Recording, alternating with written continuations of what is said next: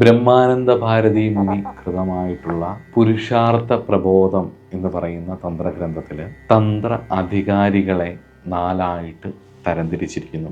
നമുക്ക് അവിടുന്ന് തുടങ്ങാം, അതിൻ്റെ പ്രമാണം എടുത്ത് തുടങ്ങാം. തന്ത്രഗ്രന്ഥം ന സഹതേയ സോയ ശുദ്ധവൈദിക. തന്ത്രത്തിൻ്റെ ഗന്ധം സഹിക്കാൻ വയ്യാതെ ആചരണം നടത്തുന്നവരെ ശുദ്ധ വൈദികർ എന്നും, വേദഗന്ധം ന സഹതേയ സോ ശുദ്ധതാന്ത്രിക. അതായത് വേദഗന്ധം സഹിക്കാത്ത ആളെ ശുദ്ധ താന്ത്രികൻ എന്നും പറയുന്നു. അതോടൊപ്പം തന്നെ വേദാഗമപ്രീതനായ ആളെ വൈദിക താന്ത്രികൻ എന്നും, തന്ത്രാംശ സ്തുതി പ്രീതകനെ താന്ത്രിക വൈദികൻ എന്നും പറയുന്നു. അപ്പോൾ ശുദ്ധ വൈദികൻ, ശുദ്ധ താന്ത്രികൻ, അതുപോലെ തന്നെ താന്ത്രിക വൈദികൻ, വൈദിക താന്ത്രികൻ എന്നിങ്ങനെ 4ആയിട്ട് തരംതിരിക്കും.